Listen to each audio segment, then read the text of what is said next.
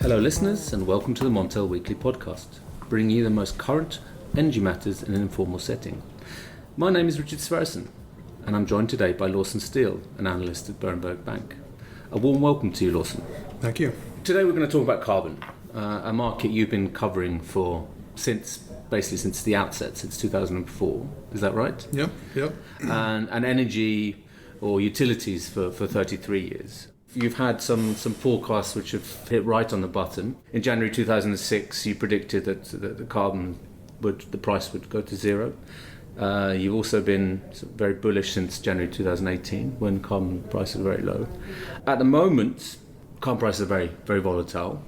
We've seen them touching close to 30 and then fall back to 24. As we've covered in previous podcasts. But what in your view have been the main drivers here this month, at least in the past since the past 4 or 5 weeks? Well, I think the first instance going up to 30 euros thereabouts, you had sort of the two silent catalysts, awareness and anticipation. Mm-hmm. So as players became more aware of the impact of the new rules on the carbon market, they began to anticipate what they should be doing in their strategy going forward, which we can discuss later if you like. And then subsequently to that, you've had sort of the bears coming out of hibernation, which has been centered around Brexit or recession, being the sort of two primaries, and a bit on commodity prices too.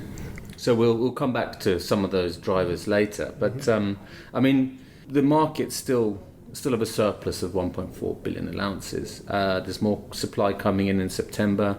I mean, these are quite bearish factors, are they not? Well, I differ there.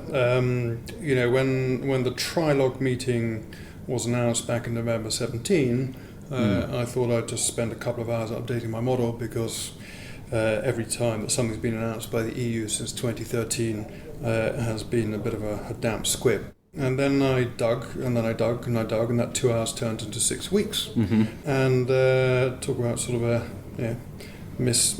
timing things.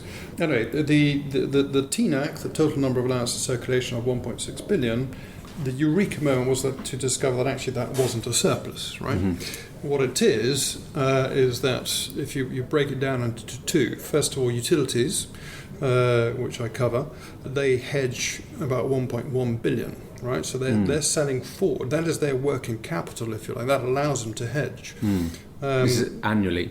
Annually, yes. So that's 1.1 billion, and that's, as you say, that's just keeps on rolling over. And then you've got 500 million, which is industrials. Now, industrials in the past have been of the mindset of get it and sell it, i.e. free allocations, let's sell it, get some cash flow, get a capital gain kind of thing. Now they are having to rethink things, and not all have woken up to this. But the free allocation is going to get cut in 2021, and therefore their mentality has to shift from get it and sell it to actually hang on to it and buy it. So for me, the 1.6 billion is not a surplus at all. It's just the working capital of the system. It's like shares outstanding or something like that. Okay, so in that sense, you disagree with it, that it's a surplus. How about sort of bearish factors then in September, such as more supply coming online from auctions? Going into August, you had some bulls saying, auctions are going to be halved in August, so that's got to be positive. I think what I missed, in my view, was that actually demand also halves in August. Everybody goes away on holiday, and every year, the market supply, the auctions are amended accordingly. So just because we then have an increase in supply in September back to normalized levels doesn't mean that the price should tack. Likewise, it shouldn't have gone up in August. So I never really bought into historically, it's gone up in August quite a lot, hasn't it? The price of carbon has, but of course, it's been in its ascendancy. But I think that's really because of the rule changes rather than actually the fact that volume was low. Now, you've been, as you say, bullish about carbon, the price of carbon. Earlier this year, you said prices could exceed 45 euros a tonne and average 30 a tonne in 2019. Do you still think that? Yeah, still hold that. I mean, the average to date is about just over 25 euros. I think once we get a couple of sort of sentimental or psychological humps, we could easily end up at 45 euros by the end of the year as you're sort of moving towards your April 30th compliance, and again going back to those two silent catalysts, awareness and anticipation, kick in. So what are the main drivers then for you that could push it up to 45? I mean, that's not quite a doubling of where we are now, but it's certainly an increase of around 20. Yeah, well, if you look at the abatement price, I use the 1 year forward because I think that's the way companies think, and that's the way they price. Some people talk about using the spot, but I don't think that's the way the market works. If we are using spot, then today, the maximum abatement will be 22 euros, and we'll be fully abated today, and clearly we're not. So that's for me is a misguided a bit. So for me, the full abatement cost on the 1 year forwards is trading around 41 euros per tonne. And in terms of abatement, do you mean then the fuel switching? Or? Sorry, yeah. So coal to gas switching. Yeah. And that's the price which makes all coal more expensive. All coal more expensive than gas. And it's important to encapsulate all coal because not even with that full switching will you actually eliminate the deficit by quite a considerable amount. So even once you've done that, you're still going to have pricing pressure, right? So we can come back to the penalty price and so on and discuss how that works. But certainly, that's why I think the price still has a lot to go, not only this year but going forward too. So we're more likely than you, in your view, to see 30 rather than 20 euros. I mean, certainly this year. That goes without saying. I think we'll break through 30. Yeah. Any indication of when, or will it happen sort of more towards the end of the year, or as we sort of gradual, an incremental, in an incremental way? It's why it's the two silent catalysts, right? If I think last year in January when we sort of said carbon was going to 20 when it's down at 7, we were surprised by how quickly it moved, because without any visible catalyst, and before we knew it, we're sort of at 20 by sort of middle of the year, and I think that was an element of speaking to participants and explaining the market dynamics. I mean, I must have done 150 meetings in those first 3 months. I'm not saying that the market moved, but you know what I'm saying. That certainly, as people begin to understand it, they obviously begin to price it in. So to go back to your question, when exactly it's going to move, it's hard to say. But one thing for certain, in my view, is that by April 30th next year, we have an enormous deficit which is not being solved. And if I may just move on to the penalty price argument. That was about to be my next question, Lawson. The 107 euros, which you've kind of is a number that's often associated with your name. So I wonder whether you could explain that a bit as well. Yeah, I mean, I like to go back to basics, right? So if you think about carbon on a purely mathematical view, right? Forget anything else, and simply say, look, there's one permit on the table, there's two of us. We know that if you don't deliver that permit to your country on the April 30th, then I need to pay a penalty of 107 euros, right? So if there's one permit on the table, what price are you going to pay to avoid paying a 107 euro penalty? How much will you be prepared to pay? 107. There you go. Right. So now I tell you that actually it's worse than that. Next year you have to give me that permit as well as the 107 penalty. And what that means is that it's always going to cost me 107 euros more than the price of carbon. Than buying the carbon price. So if the price goes to 1,000, I know that it's worth me buying it at 1,000, because otherwise it's going to cost me 107 euros plus 1,000 or $1 million. So you can go to infinity. Now, obviously, carbon will not go to infinity, right? Because two things will happen, or one of two, or both. One is at some point demand becomes elastic, right? So we're not going to pay £1,000 to turn the lights on. And secondly is that there'll be political intervention. But the question is, at what price? That, again, was going to be my next question. So I mean, once we got into the territory of 25, 30 euros, there were rumblings in countries which are very, very coal dependent on the implications of such a very high carbon price. Now, I think at what price does this become politically acceptable or politically unpalatable? in some areas of Europe, especially? Well, first of all, it's been unpalatable for a while, right? So, Poland and the Eastern Bloc have been against it for a while. In fact, if you go back to 2013, obviously they were against it then. And one of the reasons I sort of eschewed any changes the EU would try to implement was that in the past, every time they tried to do something, Poland said no. Now, since they needed 100% majority, then it didn't get done, or Poland and et al. Got some kind of inducement, shall we call it. Then the EU worked out that actually this is just silly. So they changed the rules of approval. So now you need a qualifying majority, which is typically 75% thereabouts, which means Poland can jump up and down all they want, but actually it could still get passed with a 75% majority. Point one. Second point is that when you think about what price, in the UK today, you and I are already paying 50 euros per tonne, right? Because we take the EU ETS and add £18. So give or take, we're paying close to 50 euros. Now, the interesting point about that is that A, obviously it's above where the price is today. Secondly, there is nothing in the press about that 50 euros. What you do find in the press is, well, hey, look, we've had 2 weeks of no electricity being generated by coal for the first time pre-industrial revolution. Isn't that great? That's what you see. Right? So I'd say that 50 euros is perfectly acceptable in the sense that I've seen nothing in the press which goes against that. Now, the other thing to think about is the retail consumer, right? So the retail consumer pays electricity in Germany of about 330 euros per megawatt hour. The cost of the electricity generation is 50 euros. Now, as the carbon price goes up, that increases the cost of generation. So let's say, for the sake of argument, carbon goes up by 40 euros, that will be a 20 euro impact once gas is setting the price on the power price, which takes from 50 to 70.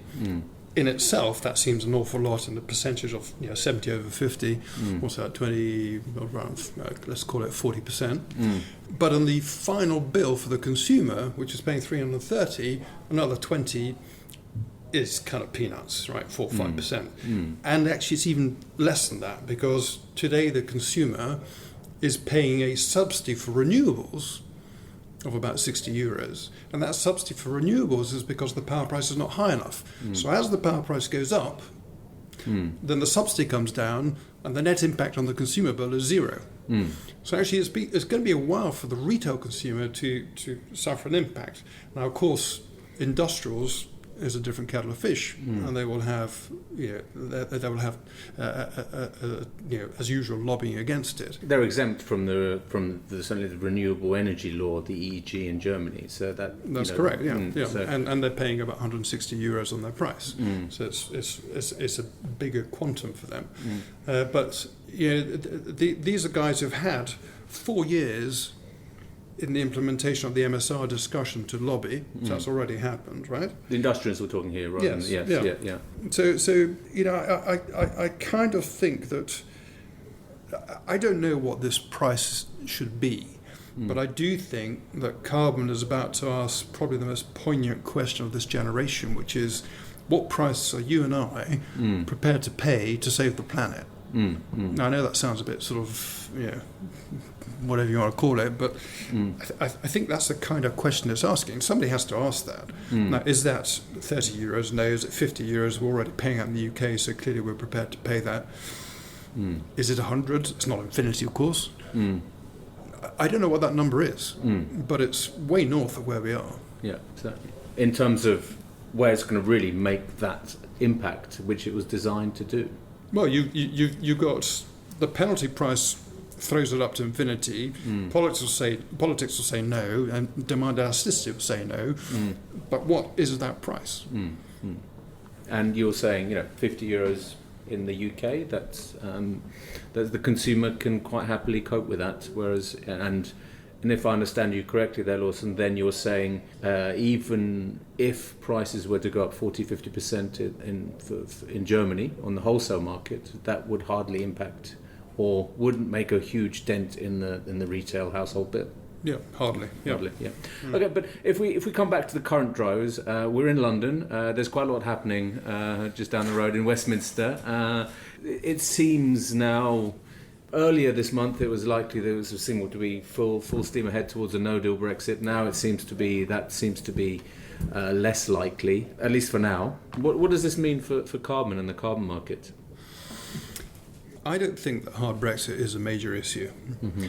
And I don't think it's a major issue because on April the 12th, the UK issued a guideline to all UK emitters saying, to prepare for a hard Brexit, all you have to do is set up a European ledger, put your permits into that European ledger, and then you can trade them and sell them to your heart's content all the way to 2030, i.e. business as usual.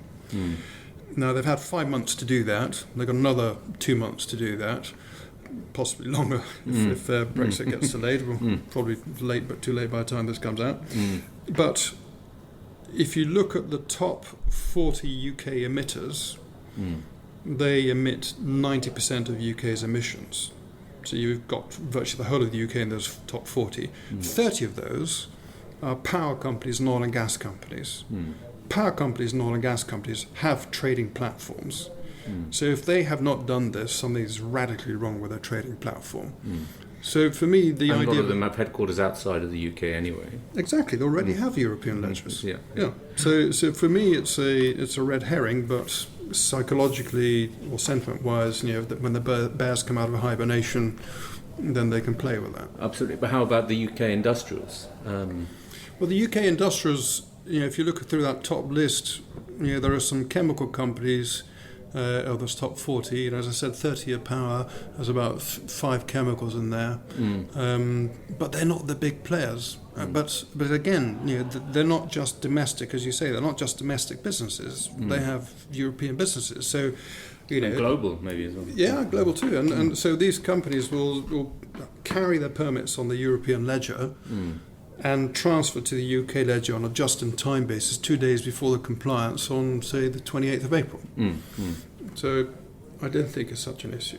But in general, about sort of industrial carbon strategy, what do you think that should be? I mean, they've been... certainly several years ago, they were not sort of active on a daily basis in the market. I mean, what do you think the industrial should be doing in terms of their carbon exposure? At a pan-European level, yeah. Pan-European level, yeah. If I was an industrial today, I would be buying carbon permits. And the reason I do it is for one and or two reasons. If I emit carbon, then obviously... I know that, or should know that over the next 10 years we have a deficit. And if you think about the deficit and that infinity argument, and yes, it won't go to infinity, but nevertheless it goes high, you should be buying carbon permits. Secondly, if you consume electricity, it's an extremely good way to hedge your electricity. You can, of course, go and ask for a 3-4 year long-term contract when typically you've had a 1-2 years, for example. But you can also just go and buy carbon permits because that's the reason electricity is going to go up. So you have to do it because A, to stay in the game, if your competitors are doing it, and B, if your competitors aren't doing it, to win market share. For me, buying carbon is a very important thing for industrials to do. Do you think they do it themselves, or do they through an intermediary? There are lots of ways you can do that. You can buy physical, more difficult, or you can go into financial products. Lots. So there's different ways of doing that. Yeah, and depending on the company and what the risk portfolio is. Yeah, sure. If we turn back to some sort of some bearish elements here, Lawson, I mean, we hear, that the macroeconomic picture is looking fairly grim. There are some clouds on the horizon, trade war concerns, fears of recession in Germany. Could these exert more bearish pressure that could maybe hold back that upswing in the autumn that you mentioned previously? Again, I think it will reduce the size of the deficit, but there's still a deficit. So for this year, assuming there was coal gas switching and everything else in our model, I have a 292 million ton deficit, right? Mm-hmm. On a, that's almost 30% of demand. If we have a 10% recession, which is pretty damn severe, and we didn't have that in the financial crisis, I think it was about 8%, then that would be 170 million tons. So therefore your deficit would come down from 292 to 122.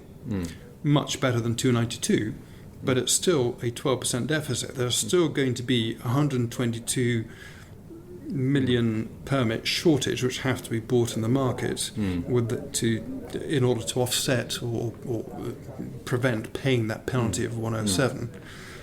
So, it would move the right way, but also I've said 10% of an annual number. It won't be, of course, already in September, so maybe you can have a quarter of that. So however you skin that cat, you're still going to have a deficit. So just to be clear about the deficit, that's what you highlighted at the start of our discussion when you mentioned the 1.1 billion allowances that utilities were using, and plus then the industrials as well, which is sort of 1.7, just to highlight that, because there's often some confusion, deficit, surplus, but you're very clear that it's a deficit.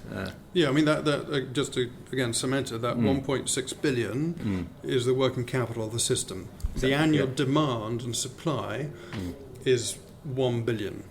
Okay, it's actually 1.7, but there's 700 million free allowances. So I just say there's 700 million free allowances are covering 700 million of emissions. So let's forget about them. But in the past, that 1 billion demand supply has been pretty well balanced at plus or minus 10, 20 million a year. Now with the new legislation, the MSR coming in, the supply has dropped by 400 million tons to 600. Right, so all of a sudden you have this huge gap. Which wasn't there before. So that to me is the deficit. Thank you. Now, you mentioned fuel switching. So we've seen a lot of gas-fired plants coming in on the back of higher carbon, firmer coal prices. Do you expect this switch to gas to continue in the coming months? And how could that impact the carbon market? Because obviously that would be less demand for carbon allowances for EUAs. Yeah, but it's the carbon price which will drive that switching, right? So if carbon stays as it is today at sort of, give or take 25 euros, that is not sufficient to be fully switching the coal gas fleet. So my switching level is 23 to 39.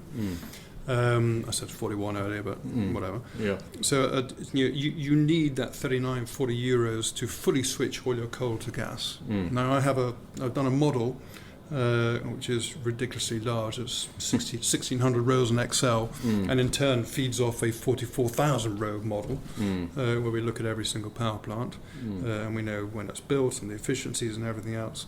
So I know that at 39 euros, all the coal which can switch off because it needs gas availability to do so will save about 104 million tons of carbon, right? And I assume that happens as carbon gets to that price. There's also a further 76 million of renewables coming in, which will allow 76 million tons of savings. So at its most, we're talking about its annual run rate is going to be 180 million tons. So I've factored that in, and still we have a deficit. Do you have a view on gas prices going forward? Because we've seen, 10-year lows. We've seen, €7 for the TTF day ahead prices. We haven't seen these for many, many, many years. No, what is interesting actually is that not only is gas coming down, but coal is coming down with it. And I suspect there's these coal suppliers, predominantly Colombia's into Europe, are saying, well, if gas comes down, I have to bring my coal price down because I've got to keep selling that coal. And don't forget, they don't care about the marginal cost so much because they've got a big fixed cost, and any cash flow they can get to keep those mines operating as welcome cash flow. So they have sort of quite flexible pricing if need be. Where's gas going to go to? I think you've got the bear argument, obviously, you have more and more capacity coming on stream. Everybody knows that. I think the one which could surprise people is Russia-Ukraine gas contract renegotiation. Now, if you remember back in 2010, we had the big Ukraine-Europe-Russia bust-up where they decided not to allow the gas to flow from Russia to Europe and siphoned it off effectively. Eventually that contract was renegotiated, but it scared the heebie-jeebies out of Europe. And now we're heading towards that contract being coming to its life's end at the end of this year. Russia would like a short extension because they want Nord Stream 2, or once Nord Stream 2 comes on stream, which is probably towards the end of 2020 at this rate, then they want to switch to Nord Stream 2 and bypass Ukraine. Well, Ukraine don't want to do a one-year contract. So there's going to be quite a bit of argy-bargy as we get up to that. And if you take that gas out of Europe, all of a sudden the prices will go up fairly dramatically. So it's not quite as plain sailing. I'm not too worried about it. Fundamentally, I think the commodities, given the way the penalty price works, are a red herring. Now, the market focuses on them, understandably, because we can all have our abatement costs and everything else, our switching costs. But I go back to the fundamentals. If you're short and you're facing a penalty of 107, as well as still having to give the permit the following year, you are going to pay up for that carbon permit, no matter what the cost of coal or gas is. Lawson Steele, thank you very much for joining the Montel Weekly podcast. A fascinating discussion, and I hope you can join us again at some point. Yeah, it's my pleasure. Thanks for having me. And if anybody wants to have a chat with me, I'm on LinkedIn, so feel free to get in contact. Listeners, remember to keep up to date with all our stories on Montel News and follow us on Twitter and LinkedIn and subscribe on Apple Podcasts and Spotify. Goodbye.